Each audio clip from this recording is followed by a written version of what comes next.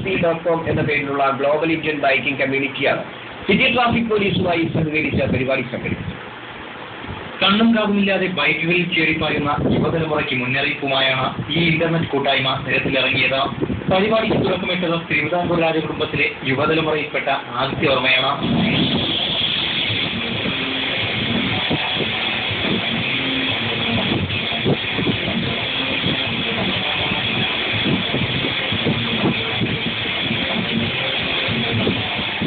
കവടിയാർ കൊട്ടാരവളപ്പിലെ പഞ്ചവടിയിൽ നിന്നായിരുന്നു bike rally ആരംഭിച്ചത്.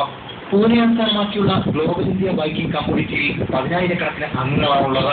ഞാൻ 2003 തുടങ്ങിയ ഒരു ഗ്ലോബൽ ബൈക്കിംഗ് കമ്മ്യൂണിറ്റിയാണ്.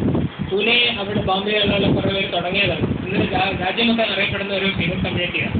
ഈ കമ്മ്യൂണിറ്റിയിൽ മെമ്പേഴ്സായിട്ടുള്ളവരെല്ലാവരും റോഡ് റൂൾസ് ഫോളോ ചെയ്യുന്നു എന്നുള്ളത് വളരെ വളരെ ഇമ്പോർട്ടൻ്റ് ഉള്ള ഒരു കാര്യമാണ്. അത് മോഡറേറ്റേഴ്സ് തന്നെ വലിയ ജോയിന്റ് കമ്മ്യൂണിറ്റി അവർ ചോദിക്കുന്നുണ്ട്. ഹെൽമറ്റ് ധരിച്ച റാലിയിൽ പങ്കെടുത്ത അംഗങ്ങൾ വഴിച്ചു വെച്ച ഇരുചക്ര വാഹന യാത്രക്കാർക്ക് ബോധവൽക്കരണ സന്ദേശം അടങ്ങിയ ലഘുലേഖകൾ വിതരണം ചെയ്തു.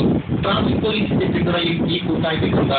ഗ്ലോബൽ ഇന്ത്യൻ ബൈക്കിംഗ് കമ്മ്യൂണിറ്റി ഇവരെ കുറച്ച് പേര് നമ്മളോട് വന്ന് വരികയും ഈ കണക്കുകളും കാര്യങ്ങളൊക്കെ ചോദിച്ച് അവർക്ക് തന്നെ അത് ബോധ്യപ്പെട്ടതാണ്.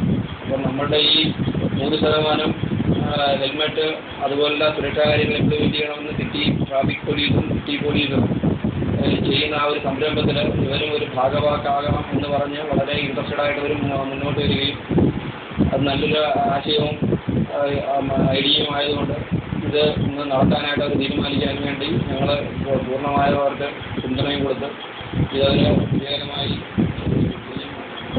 നഗരത്തിലെ പ്രധാന കേന്ദ്രങ്ങൾ ചുറ്റി റാലി ശംഖുമുഖത്ത് സമാപിച്ചു.